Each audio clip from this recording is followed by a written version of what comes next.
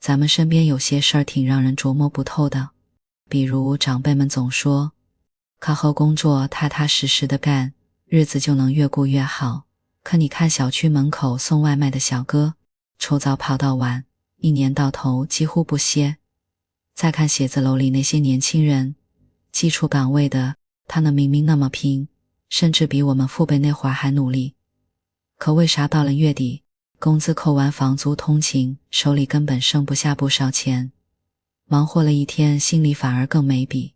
还有，你逛商场或者刷朋友圈的时候，是不是也有过这种感觉？有的人买奢侈品眼都不眨一下，去外地打卡网红酒店。可你自己呢？买杯30-40的奶茶都要犹豫半天，想到个提升技能的网课，还得反复算性价比，纠结好久。现在说的穷，好像不只是没饭吃那么简单了，更多的是那种没法像别人一样消费，买不起热门东西，跟不上流行生活方式的无力感。总觉得自己被排斥在正常生活之外，心里总是空落落的。这是就是社会学家齐格蒙特鲍曼在他的那本书《工作、消费主义与新穷人》里想跟我们掰扯清楚的核心问题。他告诉我们，贫穷的定义从来都不是一成不变的。以前的工业时代，穷很简单，就是没工作，只要你肯干活就能有饭吃有地方住，算是个正常人。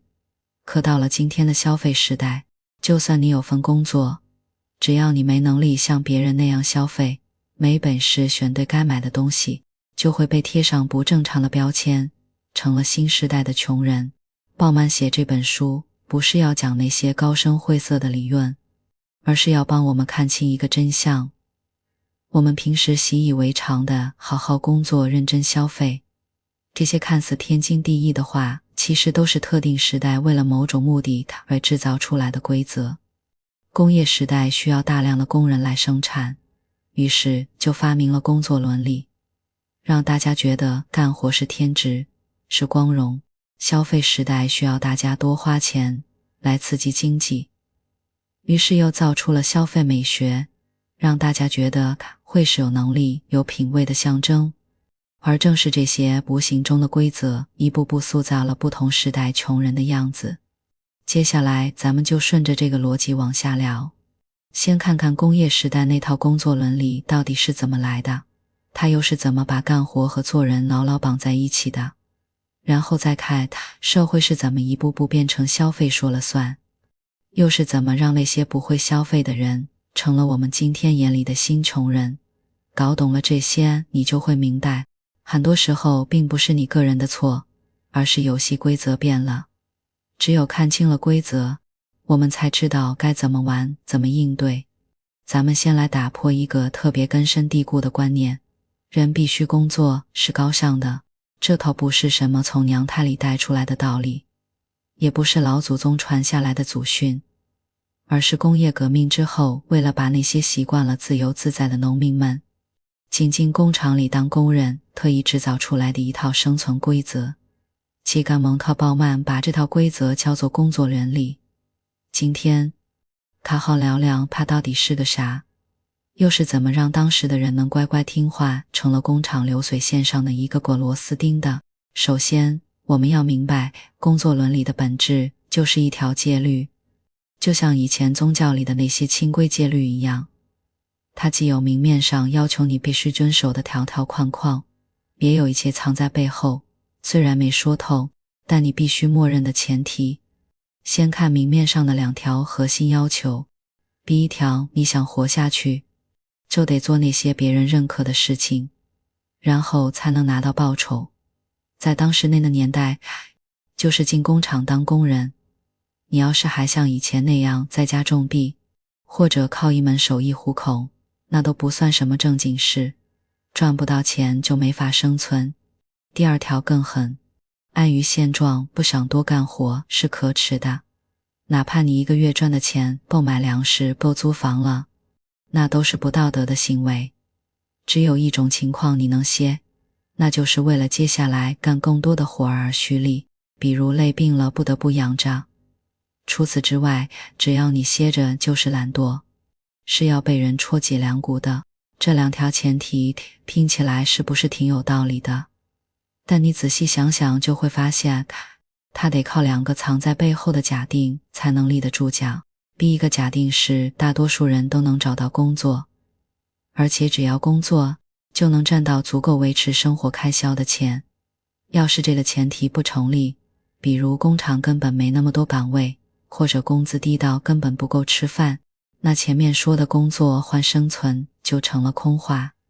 第二个假定更关键，只有那些能赚钱的工作才算正经工作。你在家带孩子照顾老人，哪怕累死累活不算工作，因为你没拿到工资。你帮邻居收个家具，得街坊写个春联，只要没收钱也不算工作。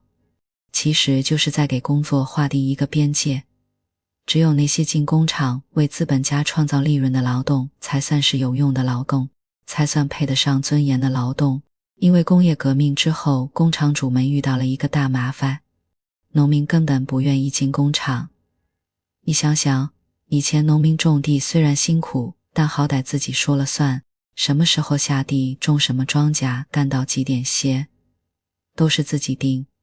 要是手艺人走街串巷做点小生意，也自由自在。可进了工厂呢，到点就得打卡，迟到1秒可能就要被骂。你得听工头的，让你拧螺丝就不能焊零件，一天要干10几个小时，连喝口水的时间都被掐得死死的。这种不自由的生活，农民们根本受不了，所以当时很多工厂都招不到人。工厂主们急得跳脚，天天抱怨这些人太懒，给再多钱也不想多干活，得有阴手段逼着人就范。当时的政府就出面了倒了的济贫法。这法律的核心只有一条，救济卡指点那些愿意进济贫院的人。那济贫院是个啥地方？几10个人挤在一间小破屋里，睡的是稻草堆，吃的是掺了虾子的面糊，每天还得强制劳动，干最脏最累的活，比如砸石头、纺粗布，干不完就没饭吃。就是想让穷人觉得，与其进济贫院遭罪，不如去工厂干活，哪怕工厂再苦，也比这强。鲍曼把这叫做要么工作，要么死亡。当时的社会给穷人只有2个选择，没有中间路，你不进工厂就只能进济贫院，想活着就得乖乖听工厂的话，遵守工作伦理，除了硬逼还得软驯化，让大家从心底里觉得进工厂干活是对的，是光荣的。当时的传教士、经济学家、政治家们一起上阵，天天宣传工作能让人变好，不工作的人都是懒虫，会堕落。比如有个经济学家就说，穷人之所以穷，就是因为太懒，只要他们肯多干活。还有传教士讲道时说，工作是上帝的旨意，好好干活才能赎罪。这些话听多了，慢慢的就有人信了。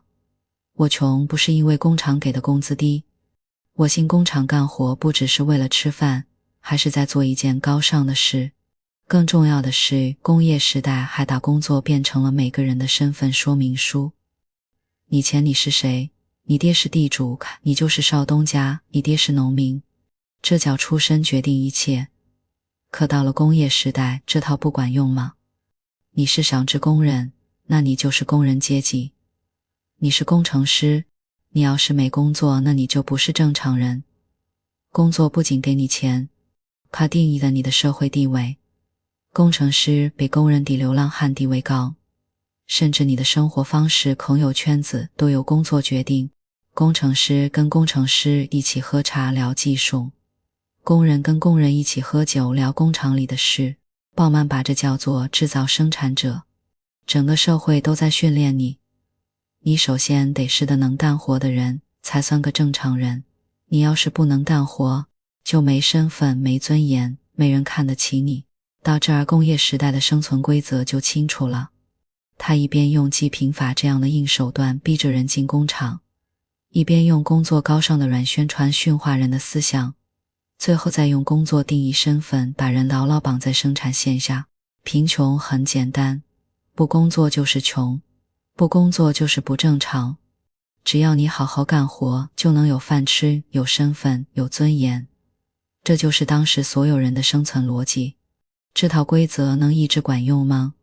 随着机器越来越厉害，一个工厂用几台机器就能生产出以前几百个工人才能生产的东西，社会不再需要那么多生产者了。那怎么办？社会总不能一直养着这些多余的人吧？于是，社会从要你当生产者变成了要你当消费者，而贫穷的含义也跟着变了。这就是咱们接下来要聊的消费时代来了。为啥不会消费就成了新的穷人？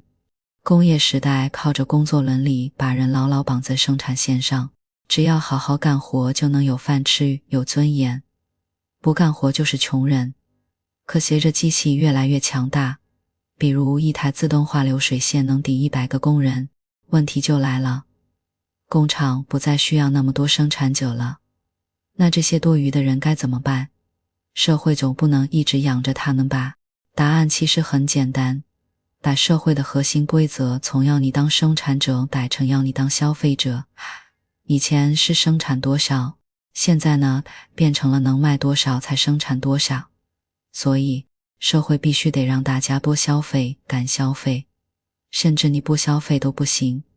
看似只是从干活到花钱的小事，却彻底改写了贫穷的定义，也重塑了每个人的生存逻辑。咱们一点点来拆透这个过程。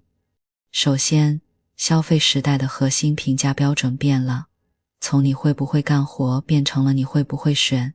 工业时代，大家看你工作好不好，是工程师还是工人，干得认不认真。可到了消费时代，你买什么牌子的衣服，用什么型号的手机，给孩子报什么补习班，甚至周末去哪家咖啡馆打卡，这些选择都成了判断你有没有能力，有没有品味的标准。就像咱们身边有人晒健身照，这不只是在分享生活，更像是在证明我会消费。有人买个小众设计师品牌的包，会特意跟你强调这牌子的理念特别好，其实是在展示，不是只会买大牌货。反过来，要是你总买平价货，连热门的网课都报不起，假期只能宅在家里，哪怕你有一份稳定工作，也会悄悄觉得自己有点穷，而是没跟上消费节奏，不像个正常人的穷。这就是鲍曼说的消费美学。现在评价一个人正不正常，看的是他会不会用消费来体现自己的价值，而不是会不会干活。接着，工作的意义也变了，它不再是必须干的义务，而成了好不好玩的选择。在消费时代，工作分两种，差别大到就像两个世界。一种是有美学价值的工作，比如设计师、程序员、自媒体博主，这些工作有意思、有挑战，能体现自我价值。设计师能把自己的想法变成作品，站起来有成就感，甚至能当成一种使命。这种工作不用别人催，很多人会主动加班，因为做这件事本身就让人感到爽。另一种是没美学价值的工作，比如流水线工人、外卖员、超市收银员，还有公司里的基础行政岗。这些工作无聊、重复、没挑战。流水线工人每天就拧那几个螺丝，外卖员每天就跑那几条路线，纯粹是为了赚点生活费。没人会把这种工作当成使命，大家干着的唯一目的就是攒够钱，赶紧换个好点的。更扎心的是，这种有使命感的工作其实是一种特权，只有少数人能拿到，大部分人只能做那些没美学价值的苦差事。而且，职业为了追求灵活，今天雇你，明天可能就裁掉你。比如自动收银机取代收银员，或者能找更便宜的人，比如外包公司的临时工。鲍曼说，这时候工作已经没法像工业时代那样给人稳定的身份和尊严了。你干的活随时可能消失，就算没消失，也没法让你觉得自己是个有价值的人。这就引出了消费时代最核心的变化，穷人不再是没工作的人，而是没能力消费的人。鲍曼把他们叫做有缺陷的消费者。咱们具体说说有缺陷到底缺在哪儿，这并不是说你吃不起饭，而是你没能力参与主流的消费。比如，别人能买1000块的运动鞋，能去人均500的餐厅吃饭，能给孩子报2万块的兴趣班。你呢？你只能买100块的平替，吃人均30的快餐，报免费的公益课。这种跟不上，会让你觉得自己被排除在正常生活之外。就像大家都在玩同一个游戏，你却连入场券都买不起，只能站在外面看着。第二，缺消费的资格。现在的消费不只是有钱就能买，比如你没有信用卡，就没法分期买房买车。你征信不好，连共享单车的押金都交不了。你没稳定收入，连网购平台的先优后付都用不了。这些资格的门槛，把很多人直接挡在了消费体系之外，哪怕你想消费也没渠道。第三，最折磨人的是缺消费带来的快乐，也就是无聊。消费时代最不能容忍的就是无聊。游乐园出新项目，短视频推新内容，都是为了让你有事感、有快感。就连周末去逛超市也是一种消费式休闲，推着购物车选东西本身就是一种享受。可穷人没能力参与这些，没钱去游乐园，没闲钱买超市里的零食，只能在家发呆看电视，因为它会不断提醒你，你跟别人不一样，你不正常。鲍曼在书里举过一个真实的例子，有个失业的年轻人说，我每天就在家看报纸，没钱别没地方去，有时候宁愿去街上瞎逛，哪怕什么都不买，也比在家坐着强。你看，他怕的不是饿肚子，而是这种没当完的无聊，是那种被社会抛弃的感觉。讲到这，有人会问，以前政府不是搞福利国家吗？帮穷人找工作，发救济金，现在为啥不管了？这就要说到消费时代的另一个变化，福利国家的衰败。工业时代搞福利是因为需要劳动力后备军，因为经济好了，得有能马上干活的人，所以政府得帮穷人保持状态，别饿死别病倒。可现在不一样了，资本能随便跑，企业想找便宜工人，不用在本地养着穷人，直接去越南、印度建厂就行。本地的穷人没用了，政府没必要再花钱养着。更糟的是，很多发达国家的福利，慢慢的从全民享受变成了只给穷人。以前的福利是大家都能沾光，比如全民医保、全民教育，正常人也会用。现在福利只给穷人，正常人用不上，就会觉得我交税是在养懒人。譬如有人会说，凭什么我辛苦干活要养那些不上班领救济的人？结果就是因为没人关心领福利的穷人，他们还被骂成寄生虫，形成了一种恶性循环。福利只给穷人，导致福利变烂，再导致正常人更不想交税，然后是穷人更难达到帮助，最后大家都觉得福利没用，不如取消。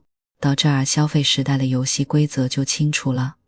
社会要的是会消费的人，不是会干活的人。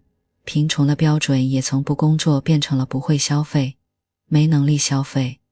可问题来了，工业时代还能把多余的人送到殖民地，现在地球满了，没地方送这些有缺陷的消费者了，他们只能留在本地，变成了社会甩不掉的麻烦。那社会又该怎么处理这些麻烦呢？是接着帮他们，还是想办法把他们管起来？这就到了咱们接下来要聊的全球化下新穷人的真正困局。那些多余的人到底该去哪儿？消费时代把那些不会消费的人变成了新穷人，可福利国家又衰败了，没人再愿意花钱去帮这些有缺陷的消费者。更棘手的是，现在和工业时代不一样了，以前还能把那些多余的人送到殖民地，比如欧洲人就把那些失去土地的农民、失业的工人送到加拿大、澳大利亚，告诉他们去那边能种地、能挖矿、能活下去。表面上是给穷人一条活路，实际上是把本地的社会矛盾扔到外地。那些殖民地以前住着原住民，欧洲人用武力把他们赶走，甚至杀掉，把土地抢过来给自己的穷人当生存空间。鲍曼在书里讽刺说，这就像家里垃圾满了，而是拎着垃圾袋走到邻居家，把垃圾倒在人家院子里。只不过当时的邻居，也就是原住民，没能力反抗。可现在呢，全球化让资本能随便跑，企业想找便宜工人，不用在本地养着穷人，直接去越南、印度建厂就行。想找原材料，从非洲、南美进口更划算。本地的穷人既没技能去跟国外的廉价劳动力竞争，也没资格移民到富裕国家。就像咱们身边看到的，有些老工厂倒闭了，工人年纪大了，学不会新技能，找不到新工作，只能靠打零工领低保过日子。他们就是全球化下多余的人，没地方可去。社会就换了个思路，从帮助穷人变好变成了不让穷人添麻烦。以前还会想怎么帮他们找到工作，提升消费能力，现在只想怎么把他们管起来，别影响正常人的生活。周曼总结了2个核心手段，都特别现实。第一个是把社会问题变成法律问题。卡前大家会说，穷人之所以穷，是因为社会没给机会，现在却会说，穷人穷，是因为自己没本事，甚至是自己不学好。比如，穷人没钱吃饭，去超市偷了个面包，以前可能会问他为啥要偷，是不是饿坏了，现在直接定性为犯罪，抓起来判刑。穷人没地方住，在街边乞讨，现在会觉得影响市容，甚至出台规定禁止乞讨。这种转变特别明显，比如美国这些年福利经费越砍越少，监狱却越建越多。有数据显示，美国每100个人里就有1个在监狱，其中大部分是穷人。很多人只是因为偷东西这小罪就被关很久。鲍曼说，这其实是用惩罚代替帮助，把穷人关起来，既不用担心他们在街上捣乱，也不用再想怎么解决他们的贫困问题。可仔细想，这根本没解决问题，只是把问题藏起来了。监狱里的人出来后，还是没工作，没能力消费，照样会陷入困境。第2个手段是建更多隔离墙，让穷人隐形。这里的隔离墙不只是物理上的，物理上把穷人赶到贫民窟郊区。比如很多大城市的市中心是高楼大厦、商场、超市，穷人只能住在远郊的廉租房里，每天花几个小时通勤。心理上通过媒体把穷人塑造成坏人，让正常人觉得他们跟我们不一样。比如有些新闻报道穷人总爱拍他们住的破房子，配的标题都是穷人为了钱铤而走险，贫民窟里的罪恶。这种报道潜移默化地告诉大家，穷人就是危险的。正常人看了这些，会下意识地避开穷人住的地方，甚至觉得他们穷，是活该。这种心理隔离更狠，它让正常人从心里觉得穷人的事跟我没关系，甚至支持对穷人更严厉的管控。到这儿咱们就能看清全球化下新穷人的真正困局了。他们既没地方可去，又没被社会接纳，更能在隔离区里自生自灭。企业不需要他们，政府不管他们，正常人害怕他们，被排除在所有正常生活之外。这样下去真的能行吗？鲍曼在书里提出了一个尖锐的问题：一个社会能永远把一部分人当成多余的垃圾吗？显然不能。这些多余的人不是真的没用，只是现行的规则没给他们机会。比如有些穷人会收家变，会做手工，只是这些技能没被市场认可。有些穷人愿意照顾老人，帮社区做事，只是这些工作没被当成正经工作。所以道曼不是让我们绝望，而是让我们思考，有没有别的办法能让这些多余的人也有尊严地活下去。他在书的最后提出了2个方向，虽然听起来有点理想化，但特别值得我们琢磨，比如能不能让收入和工作脱钩，大家都能拿到基本生活费？能不能除心并移工作，打那些没工资但有价值的事？只要懂这些，咱们才能真正找到破解困局的思路。聊到这，咱们其实也应把鲍曼的核心逻辑串完了。从工业时代不工作就是穷，到消费时代不会消费就是穷，再到全球化下多余的人没出去。看似在说穷人，其实是在说我们每个人的处境。你可能觉得新穷人离自己很远呢，那些职场里的灵活就业临时工越来越多，很多人看似有工作，手里握着看似稳定的，但可能某天公司优化裁员，或者行业突然降温，工作说没就没。今天你还能靠工资买奶茶、报网课，算个合格的消费者，明天没了收入，信用卡要还，房租要交，连热门的社交活动不参与不起，你可能就变成了有缺陷的消费者。这不是危言耸听，这是消费时代的常态。穷人的形象里藏着我们自己的恐惧和焦虑。我们关心贫穷，本质上是在关心自己的未来。我们会不会也因为没选对消费，没跟上行业变化，被社会贴上多余的标签？其实鲍曼写这本书，而是要我们清醒过来，别被好好工作就能安稳，多消费才算成功这套规则绑死。真正的正常生活，从来不是挣更多钱，买更多东西，而是不管有没有工作，有没有能力消费。现在很多人一边加班赶方案，一边焦虑自己随时可能被替代，一边刷着直播下单，一边纠结下个月能否还得起贷款。这就是被消费时代规则绑架的样子。如果工作不只是为了赚钱，还能是为了做点自己喜欢的事；如果消费不只是为了证明自己正常，还能是只买自己真正需要的，或许我们就能跳出那种潜在新穷人的焦虑。最后，我想跟大家说，鲍曼的追问本质是在问我们到底想要一个什么样的社会？是继续把那些不会消费的人当成麻烦，还是一起创造一套新规则，让每个人哪怕没那么会赚钱，没那么会消费，也能有饭吃，有尊严？答案其实就藏在我们每个人手里。